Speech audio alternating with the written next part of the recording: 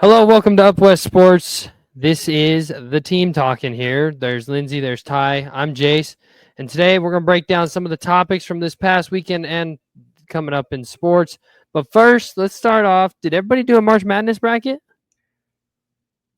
Everybody do it? No? Yeah, No? I'm far out. I'm unfortunately I am so out. My team has lost. And I Who'd you even pick? it's so embarrassing because I'm not even a fan. I would just like to point that out. I'm a proud lumberjack. I'm a proud Sun Devil, and I picked Arizona to win it all. Picked U of A. Trying to That's immerse myself in the people of Tucson down here, I'm okay. trying to let them know like I'm a friend. I'm not a friend anymore because they let me down. Tommy Lloyd let me down. Ty, did you do a bracket? Who'd you pick? I didn't do a whole bracket, but as soon as I saw that flag was going to be okay for the tournament, I kind of sold out on Duke. However much I don't like Duke, right? I love hating on Duke. Usually, I thought that this was kind of a year though where they're the betting favorites in my opinion. Okay, I think if I recall, isn't this another one of those years where all number ones got in? Yeah. Is it looking the same way right now for the women's? I thought I saw 2 number ones already got in for the women's. I think women's Final Four is set, isn't it? I don't, because Texas was playing TCU today. Oh, okay. Yeah. And they're neither one of them are number ones. I know TCU's not. TCU is kind of like that team that's kind of like the oddball. Well, Haley Van Lith has gone. Oh, she's insane. She's unreal, yo. Like my lord. I would say Texas was a 1 seed. So Texas, Texas is a 1 seed. Yeah, okay. South Carolina is also a 1 seed. And USC UConn, but USC is currently USC and UConn 14 points below UConn. Well, yeah, once they lost Juju Watkins, that was so it doesn't look like you're gonna get all 4 ones. It looks like no, that was unfortunate. Juju Watkins is just she's so unreal. Okay, but I love what they're doing with her Funko Pop. Have you guys seen that? No, I haven't. So like her what a Funko Pop is, like the little caricature little things. Okay, so there's one of Juju, and they have been basically doing like a flat Stanley with it.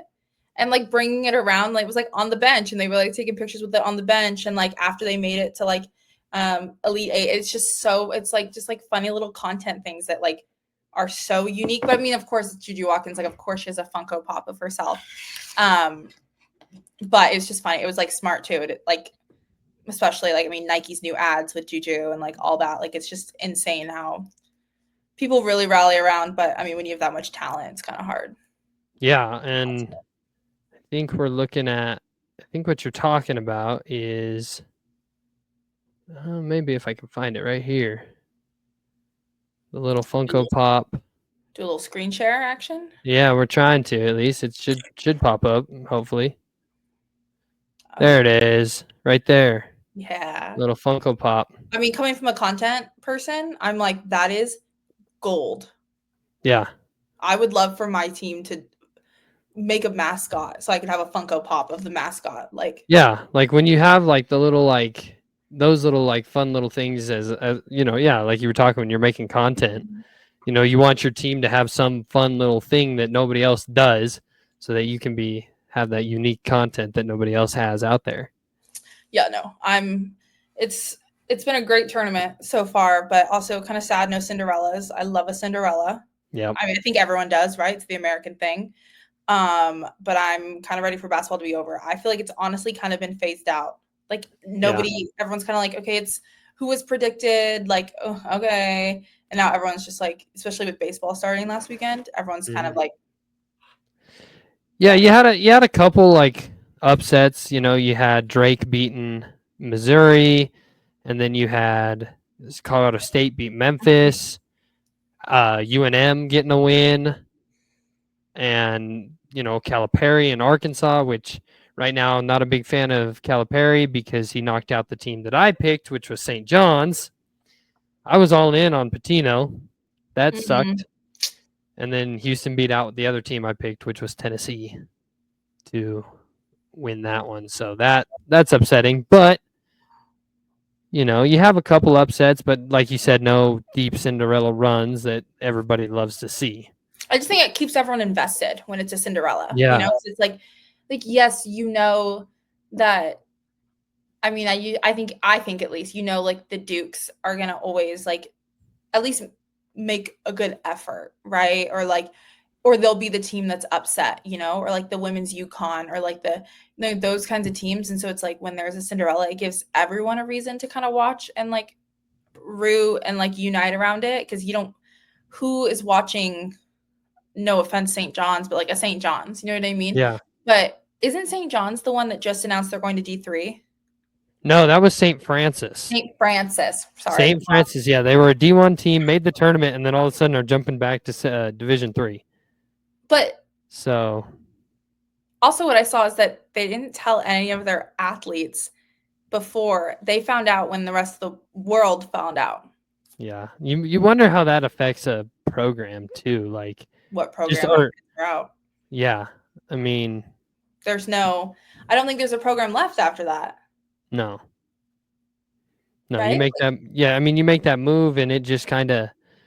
I mean, I know when like schools are jumping, usually you don't really. Well, I guess I don't see a lot of jumps from like down. You see a lot of jumps up, not as much down. I feel like.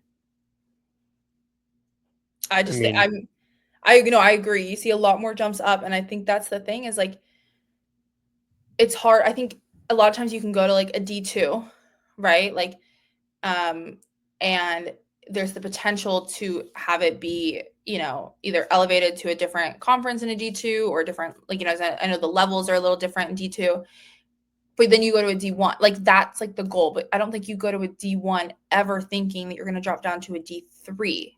No. Like, never mind a D2, a D3. Yeah, they didn't even, they skipped 2 and went straight to 3. Like, what? Yeah. What? I mean, I remember when Grand Canyon did that. I remember now Utah Tech used to be known as Dixie State when they made the jump from D2 to D1, you know, and now you're starting to see a lot of FCS schools make the jump to FBS. You know, James Madison was one of those a couple of years ago that did that. So you see the jumps up, but you don't see the jumps down as much, I feel like. I think go ahead, Ty. I was just going to say, I think that's more interesting because I think D3 has a lot more limited scholarships it can offer, right? Mm-hmm. Yeah. So from that perspective, I wonder how much it's just a financial decision where the school is barely seeing afloat and they say, hey, we can't afford to hand out this many scholarships for this many sports. Yeah. Which is really sad. And Lindsay, I might be wrong, but and you know, correct me if I am, but I believe D3s you're not allowed to give out athletic scholarships at all. Mm-hmm.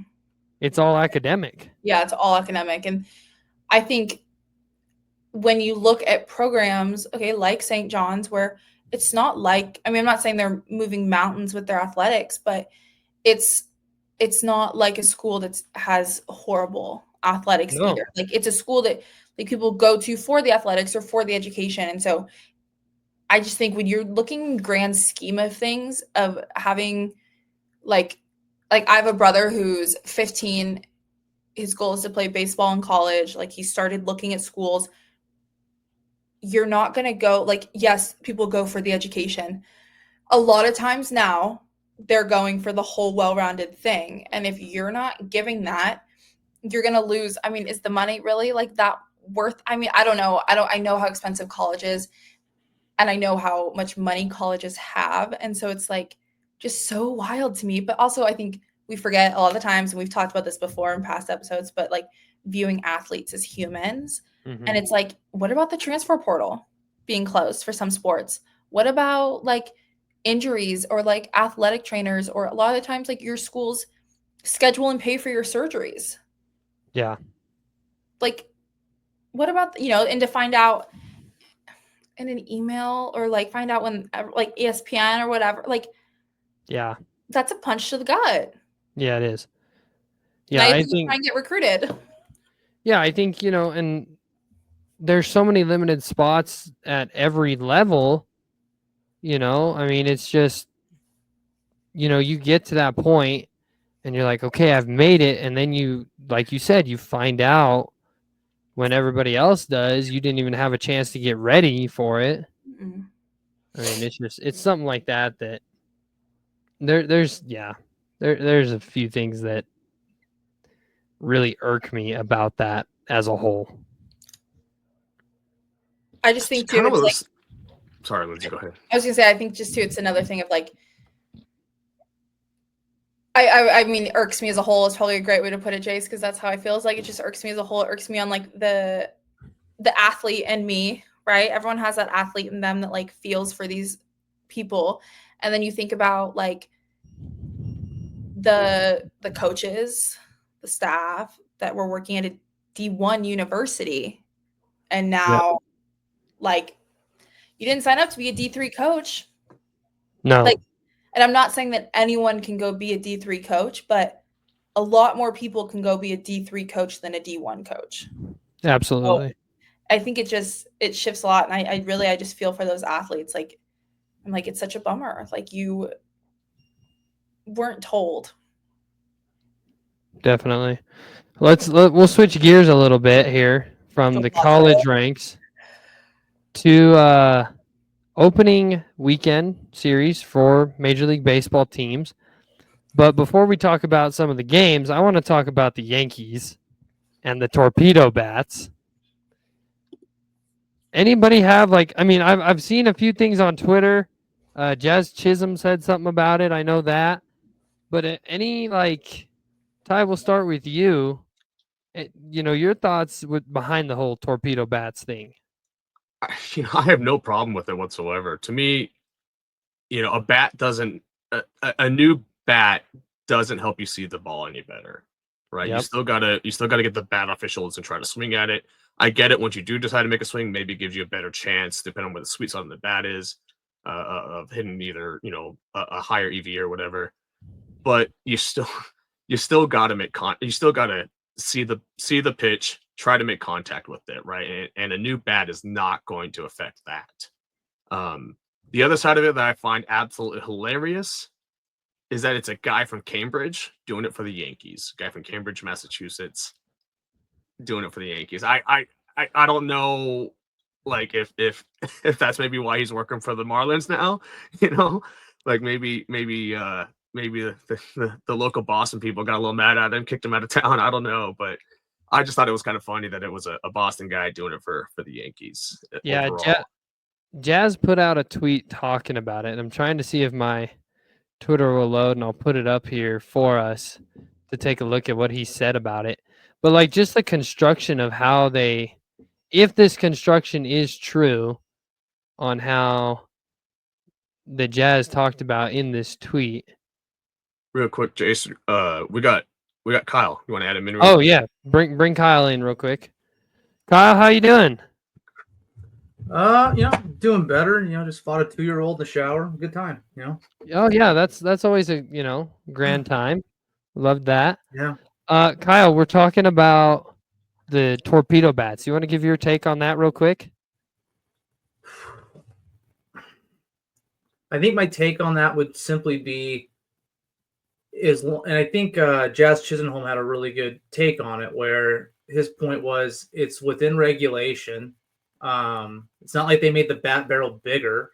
All they did was essentially say, okay, my barrel is this, it goes up, consistently or gradually gets to a barrel, it kind of flattens out and it tails off and it's a bat. Well, who's to say a bat can't be, well, like the torpedo, right? Like exactly how they designed it. I mean, who's to say that's wrong other than it's not the way baseball's been played for the last 120 years. So to me, as long as they're within the guidelines, that they're not corking it, they're not, the axe handle is a great example of this. Like, why did no one poo-poo this idea? I mean, you were cutting part of the barrel or part of the handle off, but then people explained, well, the reason for it is people were getting injured, and by having the kind of axe design, it reduced the amount of pressure on the hammock bone and actually created more bat speed. Well, what's the problem with this, where all it's doing is putting the sweet spot of the bat for the player in the spot that he generally hits the ball? Last year there was the big, it was the puck barrel. The barrel was about the size of a marshmallow. No one balked at that idea. Is it just because the Yankees took it on and they hit a bunch of bombs and their assessment, their research worked? I mean, we can't. I get they're the Yankees. I mean, you're supposed to hate them. It's like Tom Brady. You're supposed to hate them, but they win, and so you can get mad all you want. So long and short, as long as they're not breaking the rules by saying, hey, I think the diameter is not above like 2.58 inches, then I don't know what you're complaining about other than why didn't you think of it? Yeah, and here's the explanation by Jazz. He says the barrel's bigger within the MLB regulation. For the idiots that moved the label, nobody's trying to get jammed. You just move the wood from the parts that you don't use to the parts you do use. So obviously you talked about him explaining it. There's the tweet that we were talking about. But I think, Ty, you brought up a good point.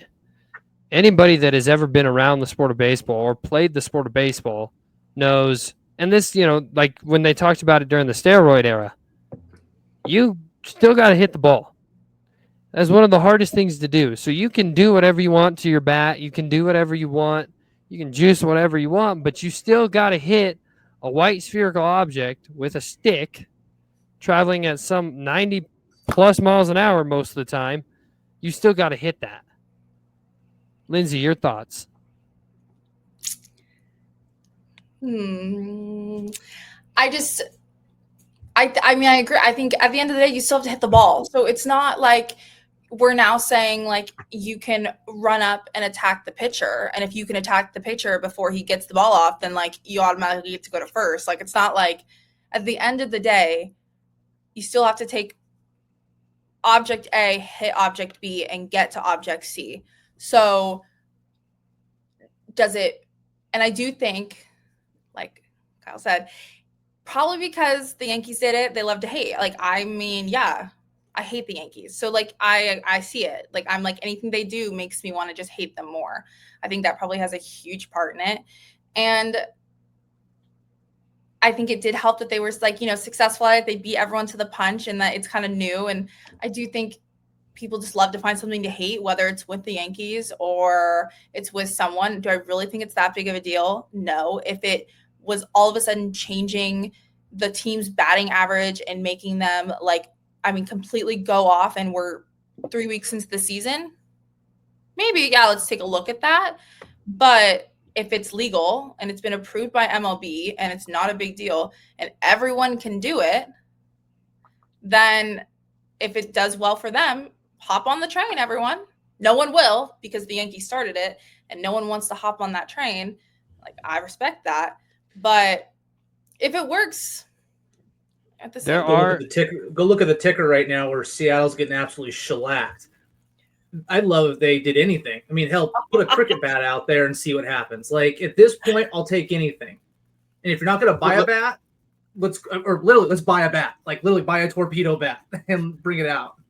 Well, there are some causation questions here because, yeah, the Yankees did shellac the Brewers, but KC did the exact same thing today, right? And you got no one on KC using torpedo bat. So, yes, they did whack a bunch of home runs off the Brewers, but it looks like everyone's teeing off from the Brewers right now, and it's true. I think that a lot of people are jumping to a lot of conclusions right now, and we don't have a good, like I said that the data is very small sample size right now, right? We're looking at basically a one series with between the Yankees and the Brewers, and it's like, and you're taking that small sample and you're extrapolating it to like these bats should be illegal. Well, no, it just looks like everyone was teeing off on the Brewers. Right, Well, like it's the high. Yeah. No, go. Judge doesn't use a torpedo bat. I mean, and it's not just the Yankees who are using it now. I think I saw one of the Twins catchers using it now as well. So at this point, is it really just the Yankees who are using it now, or like Lindsay said, hop on the train? Have people hopped on the train? I mean, I think like Ty keep just cutting said, you off. I'm sorry. You go. Oh, no. I'm sorry. I think like Ty just said, we're one series in. Like literally one series in for everyone but the Dodgers because we're 5-0. But like, I mean, like, what are we judging off of right now? One series, and again, the Brewers. Like, I'm not to hate on the Brewers, but like, They're the Brewers. The Twins could also probably use that. Like, I mean, do I think the Dodgers really need a torpedo bat right now in this minute? No, I don't. I don't think we need that. I don't think we need to give more people reasons to want to beat us up. But I think, like, why not? I mean, like, we're also, it's only March. We just started. Why not? And I think ultimately we're seeing the sample size, again, so small. I mean, it's like every time a new quarterback shows up, oh my God, they're the hottest thing in the world. Then you get some tape on them, and then all of a sudden, wow, they're not very good anymore. Well, now you're looking at a bat that, at least in the way that at least the last torpedo bat that I saw, it doesn't have a very good end. So your Texas leaguers on the outside corner, you're just busting bats. I mean, so great. You've got a thicker barrel towards the inner part of the plate. I'm just going to throw you middle out. I'm going to throw you sliders. I'm not going to throw you inside anymore. And quite frankly, what they've told you is exactly that guy's sweet spot. Or you're telling us he is a guy that hits the ball inside. Thank you for that. You just gave me the in-house scouting report on your own player. I'm going to do the exact opposite now. And stuff might hit the fan real quickly where this torpedo bat kind of just runs itself out of town because, again, you've now told everybody in the world where this guy can't hit the ball, and it's middle out. So, again, let's see what happens in a month. I think it's just that hot topic of the day. Everyone's pissy again. I think they're pissy if the Yankees, the Dodgers, the Red Sox. If the Seattle would have done it, they would have said they were so smart. God, well, how do we dare, question Dipoto and his 54% mentality? Because this was the greatest thing ever we didn't know about. But because it's the Yankees and it's the rich get richer type of scenario, everyone's pissed. And it's like, you know what? Wait, let's just, like you said, let's give it a couple weeks, give it a month, see what happens. Exactly. I think too, give it a couple months, get into the season, have actual solid numbers under, and then let's see, also, they could have just been hot this weekend. They could have just had, that game was crazy. No one could have projected that happens, especially opening weekend. But you got to wait and see. The numbers got to back it up. It could just be a good weekend. Everyone's fresh. Everyone's feeling good. We just started. Give it, Was it New York? Was the new series in New York? Yeah. It was in New York. A guy can sneeze and it goes over the right field wall. So, add to that. Well, and Major League Baseball has been known to even play with the baseballs, right? To allow for more home runs or to change that, to decrease or increase home runs. So there's just too many factors we don't know about. Yes, they could have some sort of impact on EVs and then your ability to hit the ball. But I think we're just seeing a mass overreaction. Well, and they put the baseballs in a humidifier in Coors. That's a prime example of them. I don't want to say tampering with baseballs, but doing something to the baseballs to try and keep it from leaving the yard so much. And that's the essence of baseball. Pitchers get too good, so they got to get the hitters better. Then the hitters get too good. Okay, now we got to figure out a way to have the pitchers to have the edge. And it's to me, it's and I've talked about this with Gavin before. Baseball is one of those games where either you like it or you don't. And if you don't like it, that's fine. Don't watch it.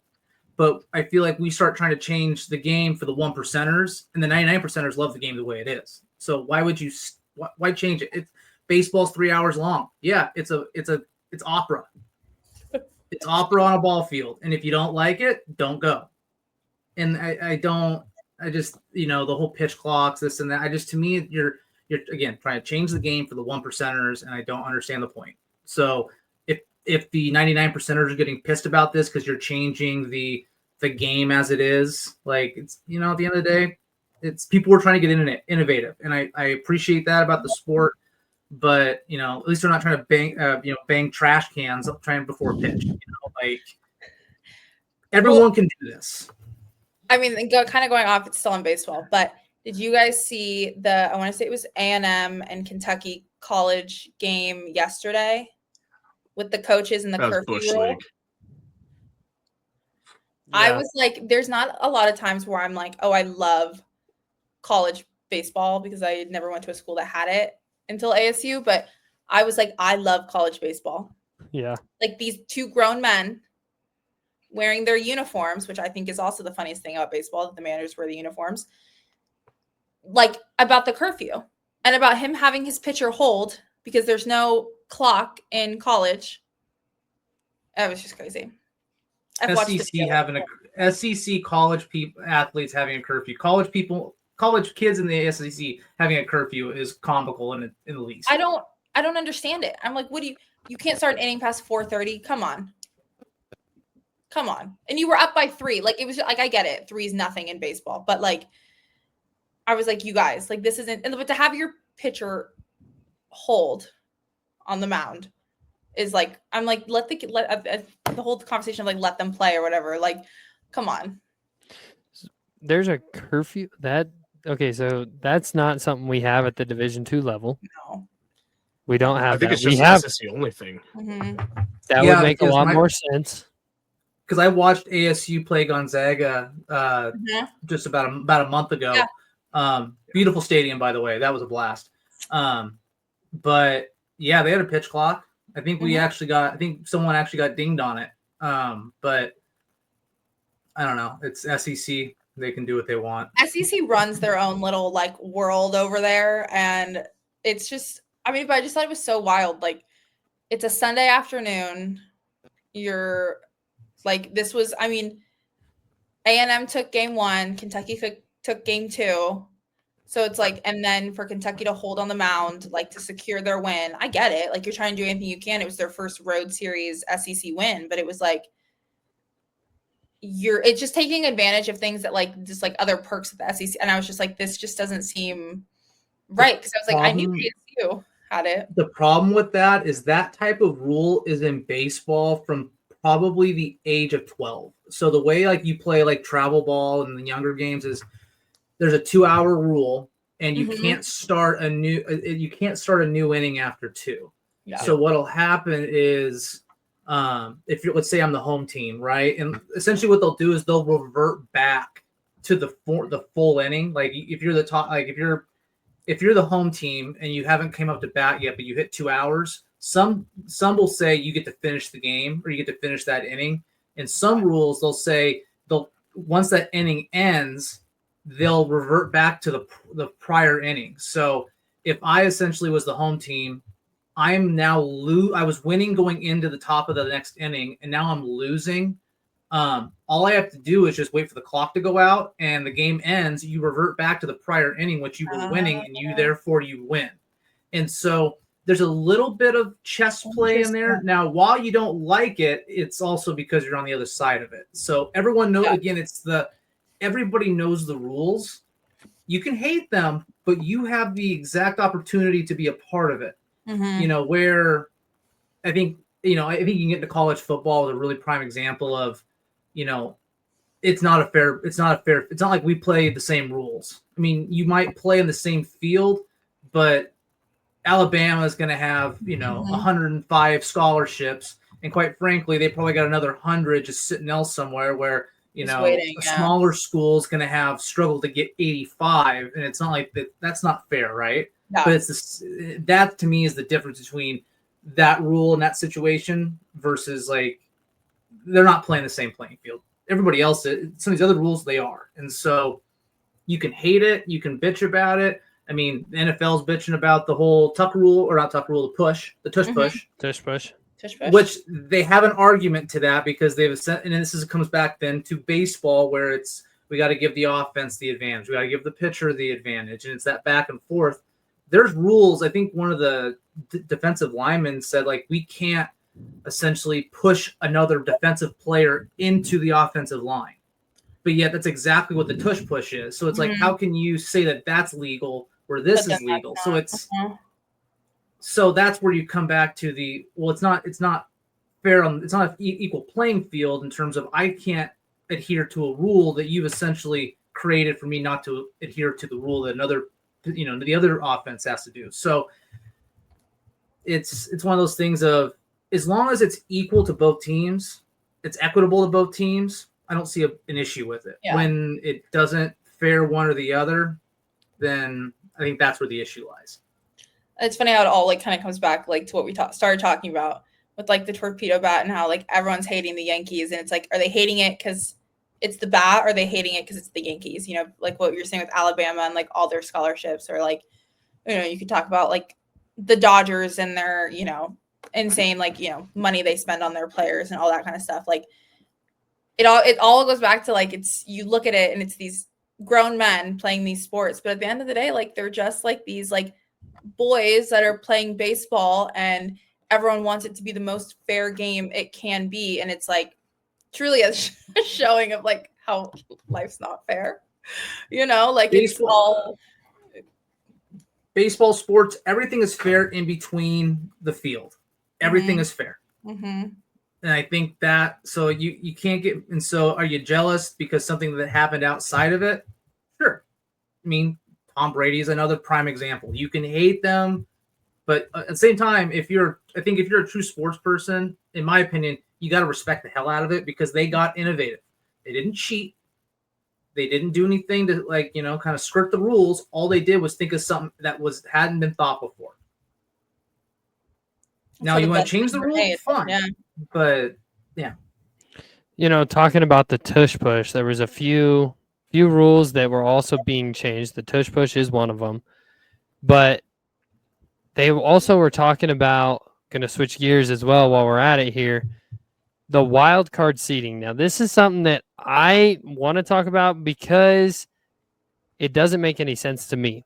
So they want to change the wild cards for if they have higher win percentage than the division champions, they should be listed as the higher seed. Whereas in the past, it's been the division champions, you get a home field advantage against the wild card teams. We've seen it, I think, a couple years ago. The Cowboys were like a wild card seed, but they had a better winning percentage than Tom Brady and the Patriots, or not the Patriots, the Buccaneers when he was down there. So with the wild card seeding, would you guys want the wild card teams that have a higher winning percentage to be seated higher, or do you think we should keep it the division champions? Whoever wants to start can start. You think about the division leaders that have a losing record that get into the playoffs, have a high seed, host a home game, and typically they're playing a team that might even have 11 wins. I mean, I think about it was Beastquake year. I can't remember. That was 2010 maybe. But they got into the division. Our division was garbage. We were 7-9. Got in, played the Saints, who I think were like 10-6 that year. Like it was like, what are we doing? Or, you know, or we look at, you know, the whole. I mean, I don't want me to go back to college sports, but you think about the SEC. Their whole argument is if I have 3 losses in conference, like I still should be considered a high seed no matter what because I'm playing studs every week. Where you get a Pac-12 team that is highly ranked, but they've got 2 losses. Well, who'd you lose to? And so it was the NFC. I think it was the NFC East. I think this year, right? Which was I can't remember, or Central, but you know it's Green Bay, Detroit, Minnesota, the North. I mean, you had North. Sorry, you had 3 teams that had 12 or more wins, and so you had I think it was the first seed, and then you had the first seed, and then the other 2 were like the 6 and 7 seeds. It's like, how does that make sense? You punish them for playing in a better conference. To me, there's almost the argument of like, if you're a division leader and you've got a losing record, but there's a team that's on the outskirts of that's got, you know, let's just say they've got a win percentage above 650, 750. So they're 12-5 or, you know, 13-4. Like, to me, they should go in front of that other team. I mean, sorry about the division, but if you can't win your division, it's that bad. Is that really good for football? Like, I don't want to watch it. I don't need to watch a D2 school play Alabama. I watch that every year when Citadel comes into town. Like, great. Have fun with that one. Like, so, I mean, so to me, I don't see a problem with it as long as it's. At that point, is the divisions really matter? Like, should you just have the NFC and the AFC? You say you'll always play your kind of conference or sub-conference, if you want to call it that. Like, those are your kind of ingrained games, and then you play, a plethora of other teams, and then you call it a day. And best teams go, like super conferences if you really want to get into it. That's kind of where it leads, I think, down the road. If you start changing the way wild card teams are looked at or records are looked at, just 16 teams divide on each side and go. Mm-hmm. Yeah, I mean, I think you see that in college. You're talking about the super conferences. There are no divisions in some conferences. The Big 12, there is no divisions. The Pac-12 went away from that before they were disbanded. The SEC, I think they still have divisions, but I don't think the Big 10 does, and the ACC I don't believe does either. But I know the Big 12 for sure. They don't have divisions. So kind of what you're talking about, Kyle, that would almost be the one that makes the most sense, is get rid of the divisions, because then you have those teams like you were talking about. The North, they had 3 teams that probably could have been the top 3 seeds in the NFC if there were no divisions. Well, and I think it makes sense too, like the way that you were putting it, like comparing who you're competing with, in the SEC versus the Pac-12, right? Competition's always going to be higher. And I feel like at the professional level, it really does differ year to year. I think with college, obviously you have a lot of these athletes like 2, 3, 4 years. So you're going to have that level of competition no matter what, disregard the transfer portal, all that kind of stuff. With football, MLB, NBA, whatever, like that obviously changes so much because of contracts and all that kind of stuff. And if you don't want to keep someone, away they go, right? But there are still those teams that are just like generationally good, especially right now, right? Where you see like even like the Chiefs and all that kind of stuff. But it's like being able to let the teams that have 12 plus wins and have earned their way all the way up to now continue competing, not just because they lost their division. I feel like it's cutting out like good competition, like the games that people want to watch where it's like constantly like you're inching closer. It's not a blowout. It's just, it's something that's like deserved to be there. And I think getting rid of the, conferences, divisions, whatever, like would make it just more interesting and fun as a fan too, to be invested in it. I wonder if you couldn't make some sort of playoff qualifier that says, hey, strength of schedule matters. Where yes, record does matter, but it's only weighted so much, because the amount of variety you get season to season in the NFL, you're going to have seasons where, like you said, we've had 3 12-win teams coming out of the NFC North, but you're going to have seasons where, I think you're going to have 1 or 2 teams that maybe only gets 12 wins in the entire NFL. So as long as you have that constant variety, I don't know that you can really say always record or never record, or right, like never record. I think maybe there's a nice happy medium with strength of schedule, or maybe points scored, points allowed, something to that degree. But the NFL is an entertainment business, so I don't know that getting rid of divisions is really a good thing, necessarily for the long run. I think most people like the a Green Bay Detroit rivalry. I think most people like a Giants Cowboys rivalry, a Phillies right. No, I'm sorry, not Phillies, but the Eagles Cowboys rivalry. People love those in division rivalries. So from a get rid of division standpoint for the playoffs, it's understandable. But I think from a sports entertainment standpoint, I don't see the NFL necessarily going away from divisions. But this is something that I think is funny. Is strength of schedule a thing though? Like, is it a thing at any level anymore? Because you had Boise State as a bye seed in the playoff. I'm sorry, Boise State plays in the freaking Mountain West. Well, and that kind of would have been my point, is that Boise State should not have had a bye, right? Strength of schedule, they should have been a team that had to play in my opinion. Like, I mean, we talked about that. None of the teams that had a bye got, moved past the first round. But is strength of schedule a thing if teams and this is at every level? I mean, I think obviously you're comparing, I think, like Mountain West. Okay, so if we're going to stick with, like, for the sake of this, we're going to stick with, like, right, college football. Looking at Boise State, Mountain West. Okay, strength of schedule in comparison to what? Like Oregon, in comparison to ASU. Like, I mean, yes, maybe it wasn't, I would say, like, the highest degree of difficulty. But when you're looking at it, I think, in my opinion, as a ASU alumni, they deserved to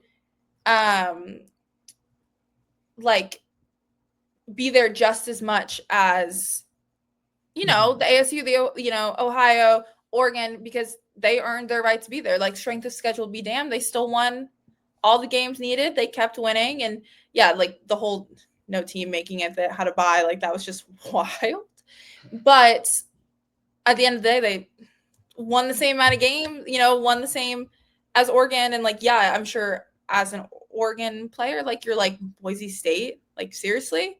But Boise State made it as far as Oregon did. And Boise State in the regular season was the minus a couple of the other games. I mean, they took Oregon down to the wire. They lost by 3.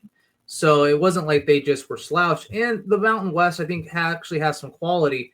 I think a lot of it either in the college space or the in the pro space is maybe like an if-then statement, right? If there is a conference champion who has a losing record, we are then going to this. So like at least in that, so it's not like always and forever. It's in the small situations where you have a team that goes 7-9, but you've got a team that is 12-9. At that point, now in terms of the conference, you're not going to get rid of them. I mean, that's if we're going to keep conferences, you've got to award a conference winner, right? But I think if there is a team that has a losing record as a conference winner, then you look at it from the mindset of, okay, well, they're in, but now we're looking at it at record. Sorry, you're lucky to be getting in, because quite frankly, we could be telling you, no, you had 5 less losses, but yet you want to be 3 seeds ahead of this person and a home game. I'm sorry, I don't care who you have, not going to happen. In college, again, I think, Lindsay, you're spot on. Like, you can't really hate on the small teams or the smaller conferences. They do play good conferences. It is the way it is. And we've seen these smaller teams, you know, I think about the Fiesta Bowl where Boise State and the Statue of Liberty, like they came out and they beat Oklahoma, and Adrian Peterson led Oklahoma. So it wasn't like some slouchy team. My cousin was on that Boise State team, so that was also pretty cool to watch. But it's just, I get the pieces of like, okay, why did Boise State get a better seed? Well, you can't punish them simply because they were in a weaker conference. They played good teams, but what they did is exactly what they should have done. They beat the crap out of them, and they played the tough ones right to the very end. And they were a conference champion, and the rules stated as such of, getting seeds as the highest seed. And, I guess at that point, should we complain that Notre Dame is independent so they can do whatever the heck they want? Like, you could get down a rabbit hole at that point. That's crazy. But then also hearing that the SEC and the Big 12 or the Big 12 or Big 10 are saying we deserve to have half of the 12 seeds. At that point, RIP Mike Leach, let's just go to D2 style. And what do? They do a tournament. What happens? You play like a 32-team tournament. And guess what? Everyone loves it. It works. So at that point, you kind of have to draw the line eventually. So to me, the D2 has been doing it really well. It's exciting football. It's an exciting bracket. And you go from there. Is it kind of like how, like, hold on. I always get confused. FCS does it? FCS is similar. Yeah, FCS does it. D2 does it. I think D3 even does it. So, it's super exciting to watch, like, the way they do it. And, like, it's just so... it's really engaging the way they do it too, but it's also like, I think it's funny when you talk about like, oh, like, okay, so I worked in volleyball for a really long time, right? And for volleyball, for the NCAA tournament, you automatically qualify if you won your conference. So it is at the D2 level. Right. So then you have these teams that are like Prairie View A&M, and then you have a school that's like ASU, right? So like 8th in the country versus won their conference, So it's like, then you get those matchups. And that to me reminds me of like football in August, right? Where it's like Alabama's playing, like you said earlier, Kyle, like, it's like, is there a point to that? I don't know. But they won their conference. They did the same thing ASU did to get into the tournament. So it's like now you, like Boise, right? You go and you play these big teams until the end. And so it's just so interesting, like how it all is so different at each level, but also like I feel like football is truly the only one that like makes it so different than, you know, like no conference tournaments, no, like obviously you have a conference champion kind of ish, a tournament, but not really, you know, they don't all go and play, you know, but it's just so different the way football is compared to everything else. And strength of schedule, to your point, Jace, is I think it's I think in the pros, you could probably use it a little bit better, right? There's 32 teams, right? You only have 32 teams to pick from. They're all pros. So you could look at what's your strength of schedule. Well, what was my opponent's record versus all my other team's opponent's records, and do a simple ranking that way. When you get into college, I mean, Alabama can complain all they want. I mean, and most of the time people are complaining because they're on the wrong side of it. Alabama says, well, I guess out of conference doesn't mean anything. Your out of conference was the 5th worst in football. Yeah. You have a terrible non-conference schedule, and then you play the Citadel in week 9 instead of playing a conference opponent like everybody else is. Like, you need to just sit down and walk away. Or not sit down and walk away, but just sit down and shut up. Like, yeah. At the that end was of going to be something that I was going to mention, too. You have the SEC teams in week 9, 10, 11 playing freaking Mercer. And then you got Ohio State out here playing Michigan State or Oregon or UCLA or USC. You got those conference games, and then you have the SEC over here. Oh, Mizzou's playing Southeast Missouri. Technical college. Yeah. You know, like at that point, your second strings are just playing. Mm-hmm. Like, I mean, it's like a bye week. Yeah, it is a bye week. They don't get that extra bye week, so they go, okay, you know, let's play Texas Underwater Basket Weaving University. What in? So if you want to make strength of schedule worth its salt in college football, you say, okay, let's look at all the conferences that we have, and we're going to say, okay, we have our Power Four. So our non-conferences, okay, the SEC, you have this year, you're playing your all your non-conference games. You are going to be playing the Mountain West. Absolutely. Or the Pac-12. Oh. Okay, Big Ten. You're playing the Big 12. Those are your non-conference games. If we want to stop the complaining about, I like that. So, but then at the same time, I don't want to completely cut out the little people because I think they need to get exposure too, and there's a money piece to it. So you get one. So if you're playing let's say you're playing a 9-game conference schedule and you get 3 non-conference, great. You're playing 2 against a Power 4 or a group of 5, and then you can play 1 D2 or whatever the hell it's going to be. FCS, so Alabama, don't worry, you're still getting Citadel. Mm-hmm. We're not going to take that from you. But instead of playing Mercer or Alabama Technical College, community college, you're going to go play ASU. You're going to go play in Oregon. And then if you win those games, then we can shut up. But until you do that, stop talking about the strength of schedule. It's not going to do anything. College basketball does something very similar. They do the ACC and the SEC crossovers, and you see those teams playing each other early in the year as part of the non-conference schedule. So to your point, Kyle, yeah, I mean, you see that at the college basketball level. Why don't we see that in college football? But we'll stay college football, and we're going to talk about Lindsay's favorite coach in the entire world getting his extension. Coach Prime extended by the University of Colorado through 20. I don't even know anymore. I would have thought it was Dillingham. No, I have nothing against ASU. I'm just not like a roaring like Sun Devil, even though I have my master's and I do have my jersey hanging back there. I am not a fan of Coach Sanders. I have the exact opposite opinion on this extension. I think he deserved more.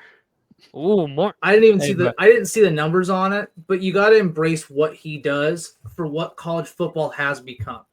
So while other coaches like a Saban, like a bunch of other guys who just said, "I'm not even going to try to touch this with a 20-foot pole and retire," he's going.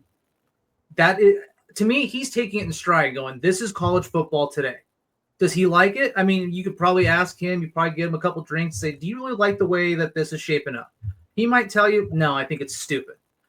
But He's not making those decisions. So until those decisions are being changed or made, he's going, it's entertainment. We're going to make it entertainment, and I'm going to be loud and, proud of who I am, what I've done. Now, again, that's his personality, but as a coach and you're being recruited by that guy, like, I think you get pretty, riled up about playing. Now, if he could figure out how to do that with offensive linemen, I think he gets somewhere.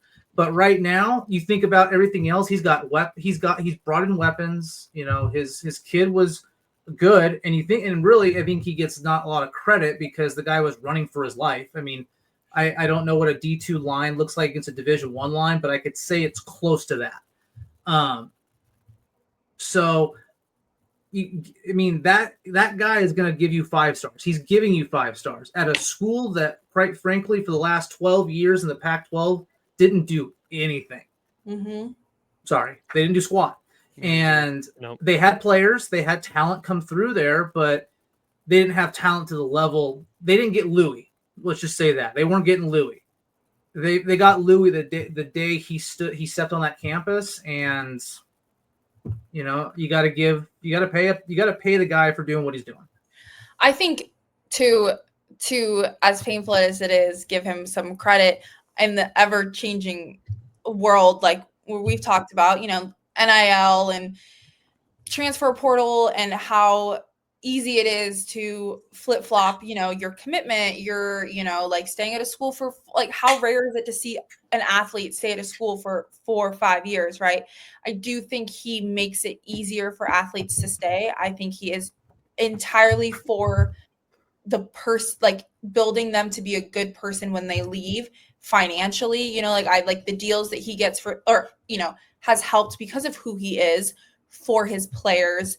Like when he came into Colorado, like you said, they had done jack squat in the Pac-12, and they've still not necessarily won many games in the Big 12, but they've made a name for themselves and they've made a name for their school, and people want to go and play for Deion because of who Deion is.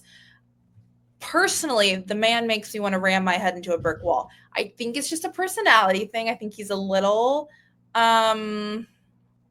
aggressive. I'm an aggressive person, but I'm a low-key aggressive.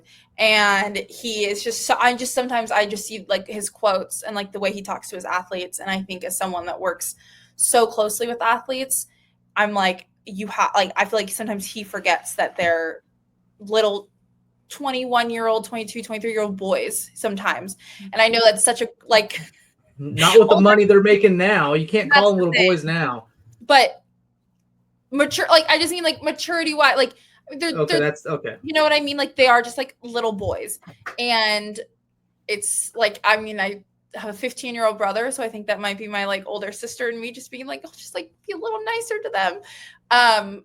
But you can't help but say that he's setting up these players to be able to either, go and play professionally if they have that skill, or be able to set themselves up very well for the future to where they can go and actually take their education seriously, or go and get additional education if that's what they want, and build a life for themselves. You can't ignore that. Do I think he's building a lot of football stars? Not necessarily, but there are some powerhouses that have come out of there that we can't ignore. He's got talent. The man's not talentless. I think he's a little classless, but that's just one girl's opinion. And I could talk about my dislike of him all day. Oh, good. Please a visual. Here's the numbers, and this was something that is very interesting. Is this is how much Colorado's paying him per year? When Colorado was initially going to sign, obviously I'm a homer. That's like not a secret. I'm a Colorado guy. Grew up a Buffs fan, but there was a lot of talk of, are we going to be able to pay Deion?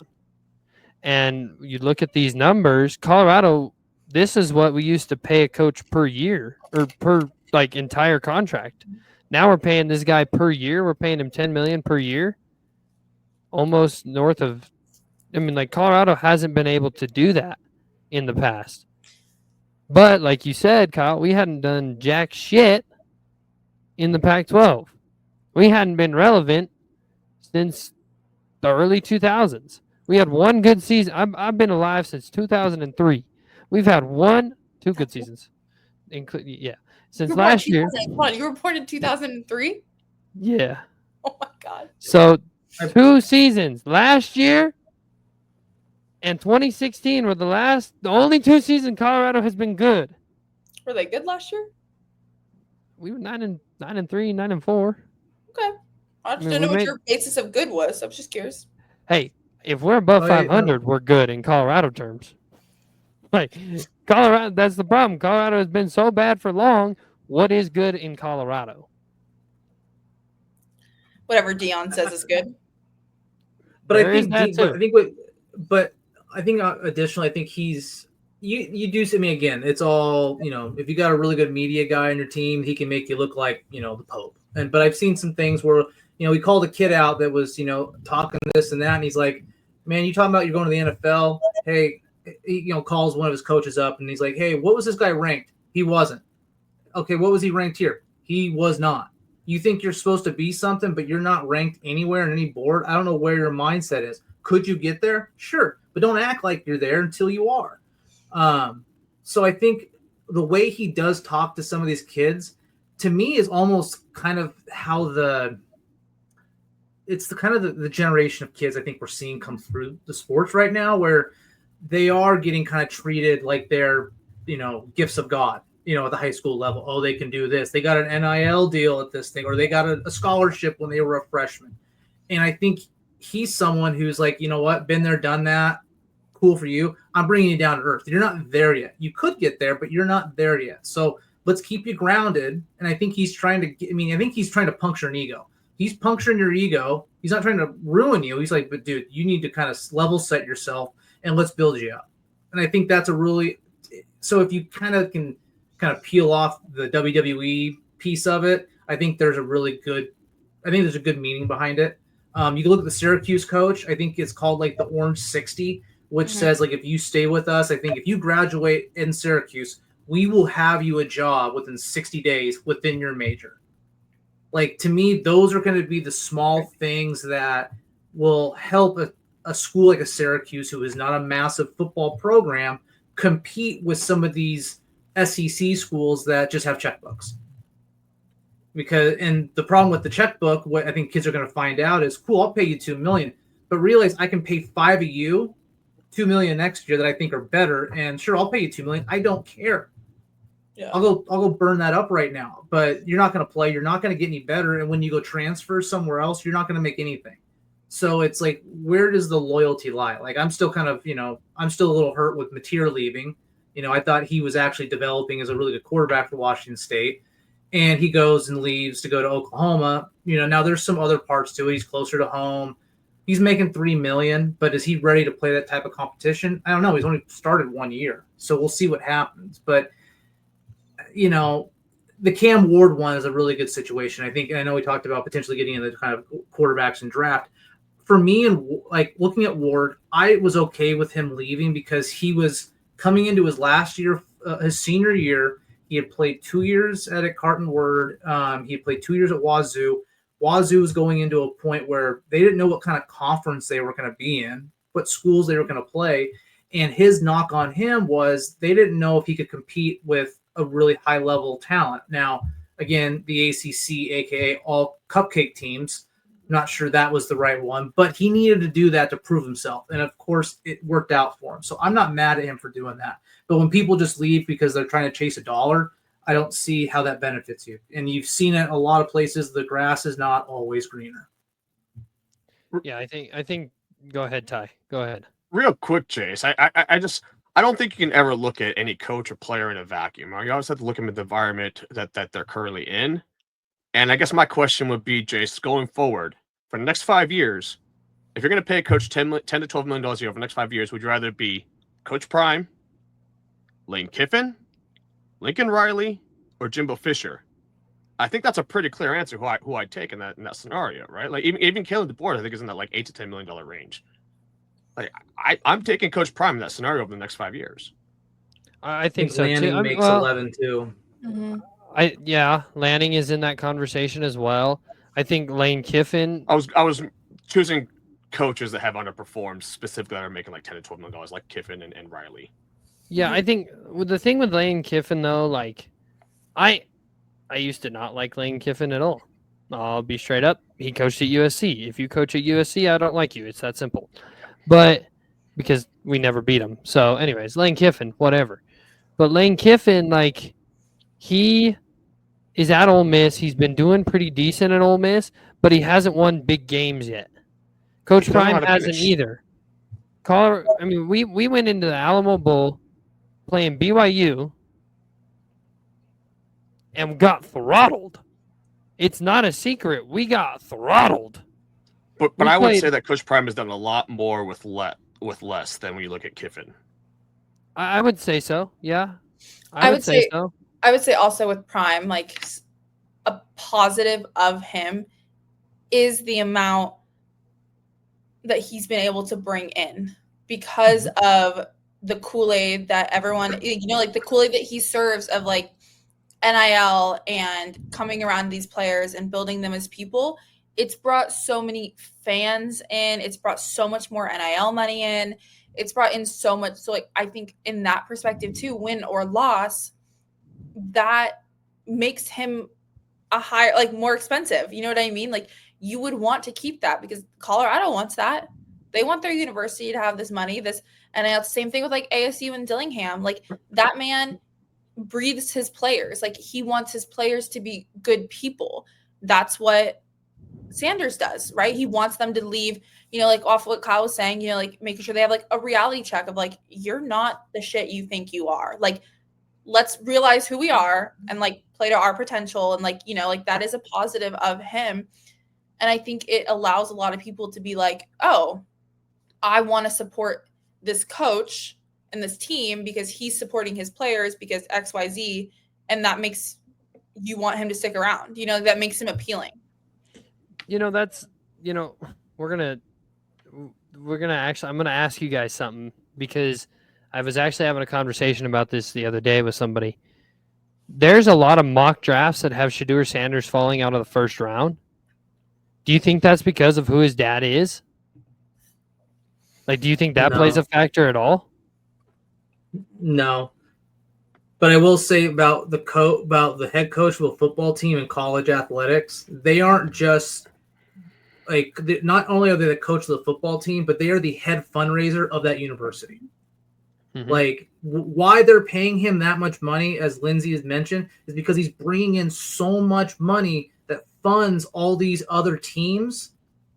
The idea is like where Stanford's thinking they're going to have to cut 4 or 5 sports to make budget. He's a guy you pay, so you never have to think about that. You might even think about adding more sports. Exactly. So that's all I'd say on why Dion makes what Dion makes, because they probably don't have the boosters to cover it. So you need a guy like that to get people in the door. Shoot. Go ahead. Oh, and I was just kind of getting back to with Shedeur. I think the hard part about him is, I think it's hard when you again, you're playing. If you look at his tape or whatever, it's he's decent arm, very accurate, but the guy is running for his life. So you think about when you go to the pros, where you're gonna like, will he have an internal clock in his head of when to throw the ball, or is he going to be thinking my internal clock is literally when I catch that ball, I got to get it out? Well, how do you do play action?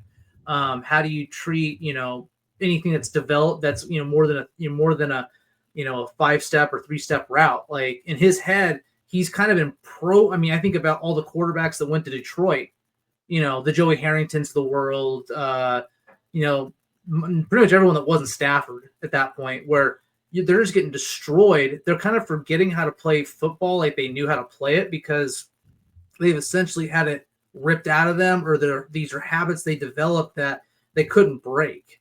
And I just think that maybe when they look at the tape, it's like there's not enough tape for me to say, oh, he'll be able to adapt with a better pass or with a better, better offensive line. I don't know. I think there's,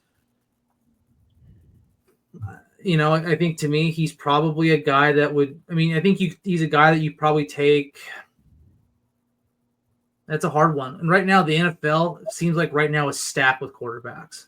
You've got literally 4 legit quarterbacks right now that literally won't have a job this year. I think it was like I think Carson Wentz signed, but I think there's a bunch of other guys I cannot think of, but I heard on the radio. Like there's 4 guys I think that have been legit starters for a long time that can't even get signed again. Like they won't even be backups.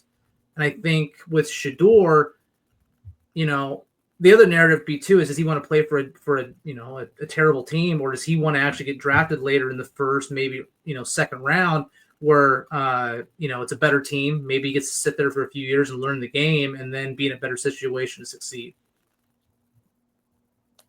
I think too, I agree 1,000% with what you said, and I think anyone that's declaring for the draft and anyone that's going to be drafted, I think you can't deny that they have talent. I think it's incredibly hard you see so many players declare, everyone's declaring for the draft, but the chances of you actually being drafted in one of, the top rounds, making the actual team at the end of camp, even getting a camp invite, it's so rare.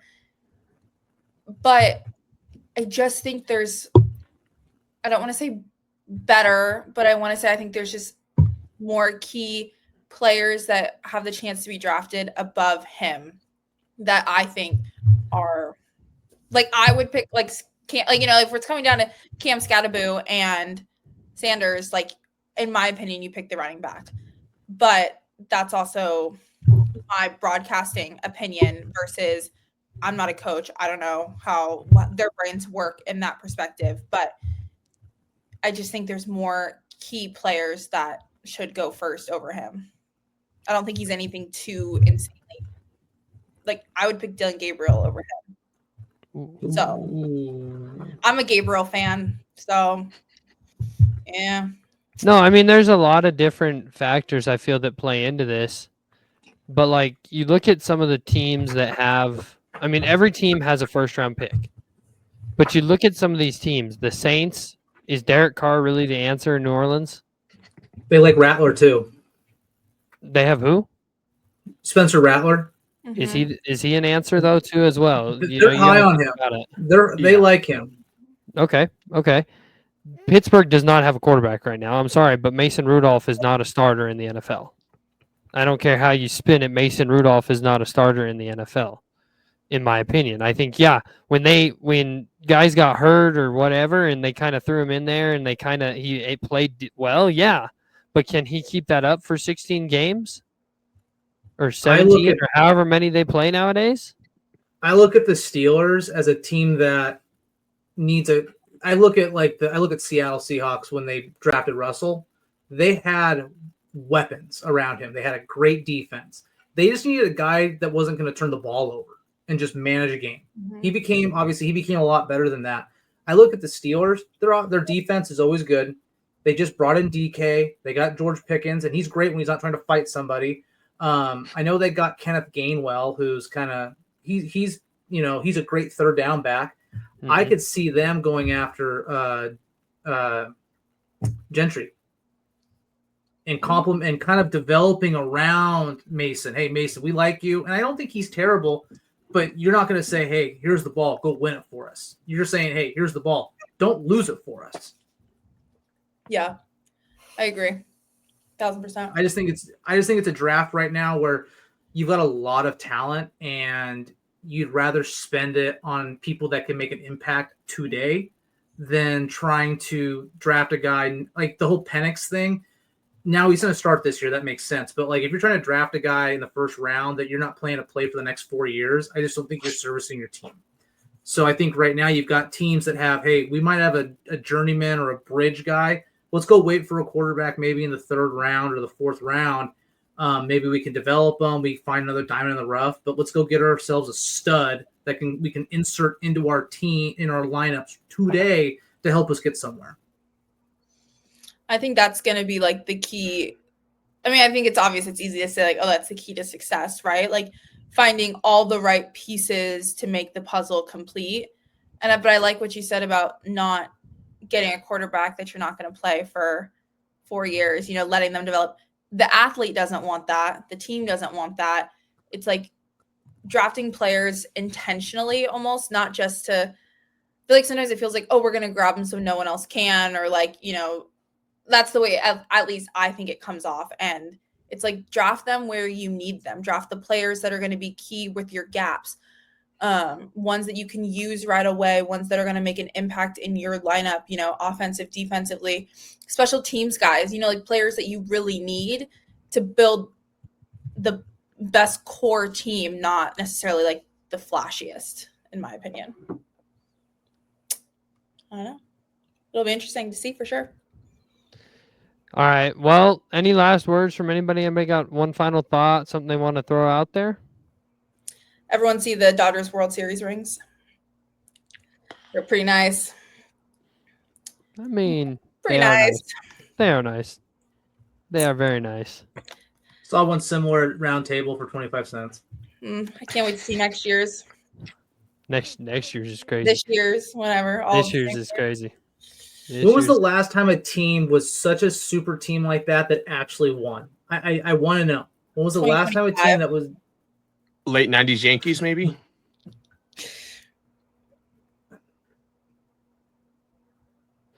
All right. But I feel like they had a guy that came up late, like that was like not supposed to be great that did. So it was like at the end it came out that way, but they never signed people that made them great from day one that ended up winning it all.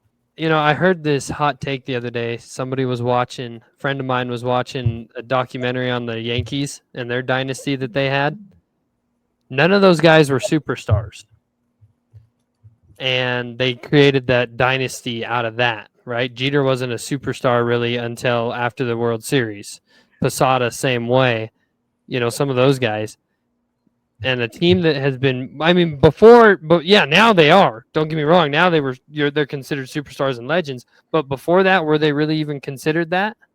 I mean, Bernie Williams, Gary Sheffield, Mark Teixeira. Those guys were superstars, man. Those guys were. But you talking about the 09 team though? The 09 team had studs, but like Jeter obviously came in 96. That's what I'm talking about. So he was a rookie.